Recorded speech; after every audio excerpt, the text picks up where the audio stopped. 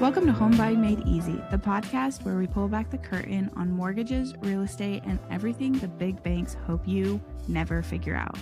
I'm Rachel, co-host and producer of the show. Let's get to it. Okie dokie. Welcome to Home Buying Made Easy podcast. I am Michael Dendy, and I have an assistant today. She is the producer in the seat. Normally it is Rachel, my daughter, but she's decided to call in sick with death. No one calls in sick with death. She called in sick with death. She called in, she goes, I'm dead. Oh, past tense. Yeah. Like, we should check on her. yeah, exactly. And so this episode we are recording on Good Friday. Odd. She died. Well, in 3 days, she might be better. That's funny. Yeah. So we're recording on Good Friday for next Friday. But anyway, there you go. Home Buying Made Easy podcast starts now. Okay. So I have my wife, Melissa, with me today.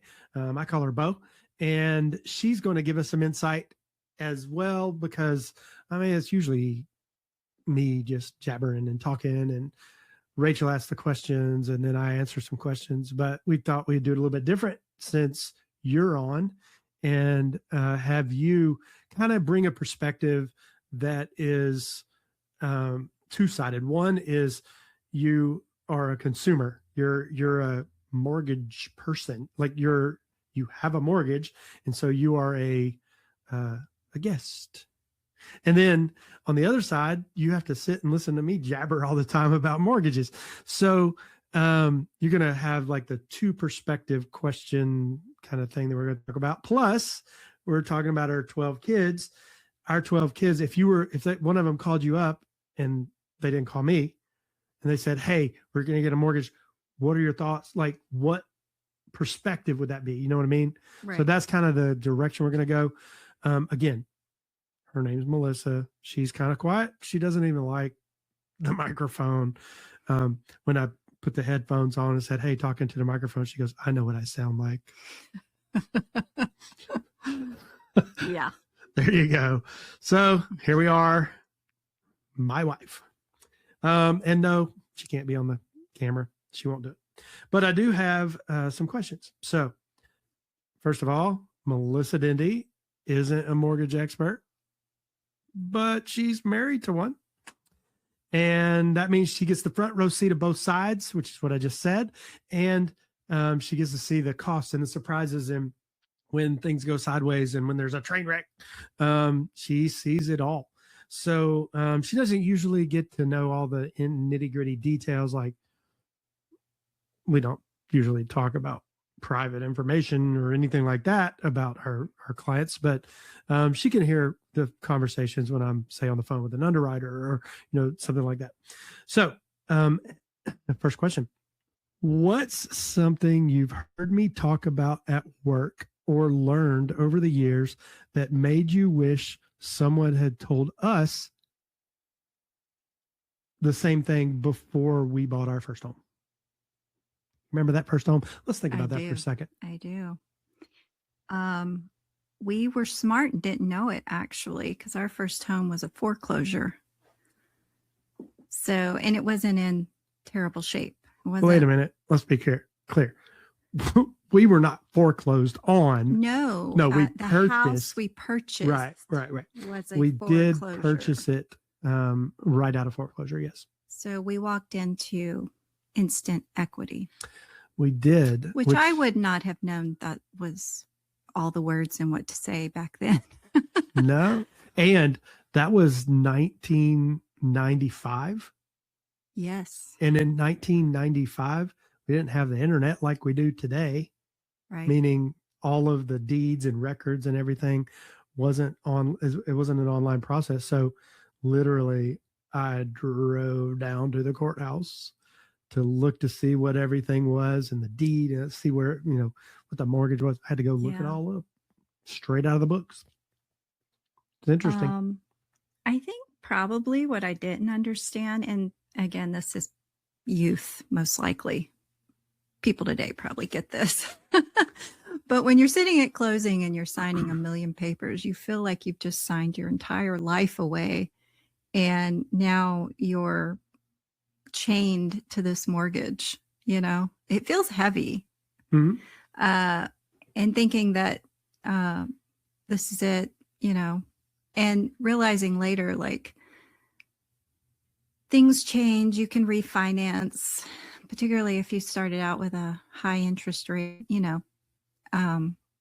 it's not always black and white for 30 years solid. And most people don't even stay in their home 30 years anyway. Right.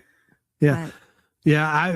We actually, just a little while ago, we were talking in a different context about first-time homebuyers, and our team loves first-time homebuyers. And we actually had one that just purchased a house maybe 2 or 3 weeks ago. Our team did. And they're sitting at the table. I went to the closing. They're sitting at the table, and they got these big eyes, and they're signing. And there's an attorney, and the attorney's serious. Very serious. And he's like, "You understand all these documents, don't you?" And I think I was telling you about that when we were at Costco. Mm-hmm. We were talking about that. Like, he was super serious. It was going over everything. It was all in their face and everything. And they're just sitting there like, "Oh my goodness, what am I doing?" Mm-hmm. Like, he scared them to death. And it really isn't that big of a deal. I mean, there's a lot of documents. Yes. Yeah. And it's just, a lot of them are just disclosures like, "Hey, we looked at your credit. You know that, right? And we looked at your tax returns. You know that, right? And you know what the numbers look like. You saw the numbers, right? You've seen your appraisal, right?" And so that's what a lot of those documents are. They're really more we're re-going over the documents that you've already seen, and now you're signing for them. There's a few of them that are serious, or serious, not serious, or more serious, but there's a few of them that are serious, like the mortgage note, the deed of trust, the deed, things like that are like sign on the dotted line kind of thing. But you're definitely right about it's not necessarily a 30-year ball and chain. Right. It's this is here, this is now, this is what we're going to do for this season, and then we'll move to either a new location or a new mortgage, or refinance to a lower rate, or maybe we make some adjustments or pay it off early. Yep. All right. Question 2. Has being married to someone been crazy? No, I'm just kidding. I know the answer to that. Has being married to someone in the mortgage world changed how you think about money or home ownership in general? Yeah. I think most people, because we live in such a consumer focused world, these gone are the days where people saved every penny and waited and paid cash. Thank you, Dave Ramsey. Like, I'm glad he's there preaching that today, because we don't naturally do that in our world. We've got credit cards, so you can get what you want right away. And unfortunately, I've seen how that's really hurt a lot of home ownership. That debt to income ratio that you talked about earlier is very important. And you don't want to be house poor. That's another term that you talk about a lot, Right. Talk about ball and chain to your house. That's what happens when you try to buy more than you can really afford. Right. Yeah. And you know what? There's been a lot. We've done Dave Ramsey stuff, and we've talked about Dave Ramsey. Most of the mortgage industry can't stand Dave Ramsey because he really preaches no mortgage. But then if you are going to get a mortgage, get a 15-year mortgage. And but he has a lot of great information about paying cash for things, saving up, debt snowball to get rid of debt quicker. And I certainly recommend people doing that. I do disagree on his mortgage thoughts sometimes, because not everybody can do a 15-year. And when you're in a first-time home buyer situation in a very expensive market, coming up with 20% down just to make sure you're avoiding PMI, it would take years, or it could take a decade to come up with 20% down of, like, come up with a $200,000 or $100,000. That could take a long time to save that kind of money. Sure. Now, if you follow his principles and you pay off your debt and your cards and pay off that, then you can snowball your savings better. Right. That's true. But if there's an option where you're not just throwing money out the window in rent every month. Correct. So it's better. a both and I'm glad you mentioned it. Normally everybody's like, no, don't talk about Dave Ramsey, because Dave's great. Dave's great as far as the cash side of things. The mortgage industry's not real keen on it, Yeah. But anyway, onward. Next question. Is there anything you've seen on the consumer side, the bills, the repairs, the unexpected stuff, that you think people are totally unprepared for? Like, remember we had a couple of couples that came over to our house, and they were coming from Michigan, and they stayed for a few days, and some friends of one of our daughters, and they're purchasing. They're wanting to purchase. So if they were going to purchase, and you don't have to use their names or anything, but if they were going to purchase, what would you say to them? Hey, here's the unexpected things you don't know about. Right. Two things. One, definitely get an inspection. You want to know what you're about to buy. And then the inspection doesn't have to kill the deal. It can just be an awareness, like, this roof is so many years old, and I need to start thinking about the fact that I'm going to have to replace this in 5 years, and I need to start putting money back for that. Just so your eyes are wide open. The other thing is, most likely you were renting before you're purchasing, and you're used to the pipe broke, and you call the landlord, and he comes in and takes care of that. And now there is no the pipe landlord. Broke, and you are the landlord, and you're going to fix yeah, and that's where that emergency fund really needs to be there. So what would be the first step in setting up an emergency fund? Like, what's the first, like, what would you set up? I would probably just look at the budget and decide on a set number that seems affordable, that you can set back and kind of forget about, put in that account that you aren't going to look at, Right. Do you think in most cases, if you had a pipe bust, or if you had something small happen, that say $1,000 would cover it? Like, in most cases? Most cases. So if they put aside $1,000 just as an first emergency fund. Sure. That's a great start. But if you don't have 1,000, do it with 500. Right. Do what you can, for sure. I'd start and build on it, Yeah, that's good. Definitely. Okay. We'll hit the next question. You've heard me take calls and talk through deals.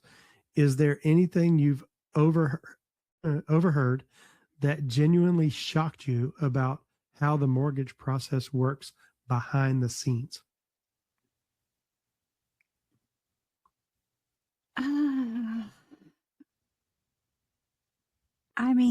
There's mortgage math, which is so weird. I don't think anyone can really understand it. That is true. That's true. He's talking about mortgage math being like, mortgage companies, when they do disclosures, they add everything together. Like, here's your mortgage. Here's the loan amount. Here's the closing cost.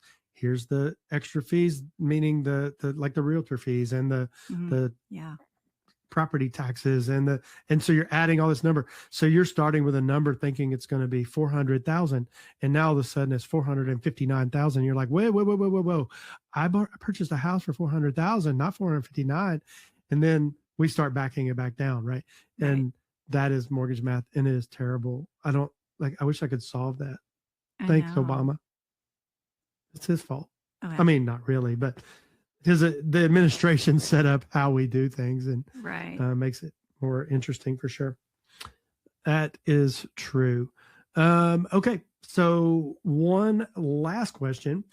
If one of our kids was buying a house right now, what advice would you give them if they called you instead of me? Don't make any large purchases. Don't make any large purchases.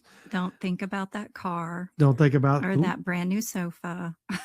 Especially the sofa. Rooms to go will kill you. Oh yeah. Like you can either live on a sofa or you can live in a house. You need That's the choice. Freeze, basically, because though I've seen, or I should say, I've overheard deals that went south quick because they decided to go purchase something large right before closing. I don't know if you remember this. This was probably, if it wasn't 2017, it was 2018 when I first was in the industry. It was early, and I was working with a guy, and I think he was Chaldean, but he had owned a bunch of, he had a shop, and he owned a bunch of them. Yeah. I don't know if you remember that. And he drove a Porsche. Oh yes, I know who you're talking about. And he had a $1,800 Porsche payment. Yes, because I could not even believe someone paid that much. You're over here Car payment. trying. You're over here trying to figure out. Now, remember, this is like 9 years ago. Yeah. And you're over here going, man, I'm trying to figure out this $40 water bill. Well, I mean, I think where we were living at the time, that was nearly our mortgage payment. Yeah, probably. And Probably so that just blew my mind. Yeah. And he's over here, and he was pitching a fit. He goes, I just got a Porsche, and like he had just purchased it. I was like, why did you do this right in the middle of our transaction? You can live in the Porsche or you can live in a house. That's exactly what I told him. Yep. I was like, take it back. I'm not taking this thing back. I was like, and you're going to live in it down by the river. Like there wasn't any other options. Yeah. Well, anyway, there's your advice. Straight. Don't say the horse's mouth. I wasn't going to say that. Rachel, straight from your mom. There's the advice. Now you have it. This has been Home Buying Made Easy, and we'll see you next time. That's a wrap on today's episode of Home Buying Made Easy. If something we covered today helped you see things differently, share this episode with one person who needs to hear it. You might just change their financial future. If you're ready to take your next step, our team is standing by. Call or text us directly at 615-499-6335. You can also reach us at michael@dendyteam.com or use the link in the show notes below. New episodes drop every Monday and Friday. Hit subscribe so you're always first in line. And if this show has brought you value, a 5-star review takes 30 seconds or less and helps more people find us. From our team to you, let's make home buying easy.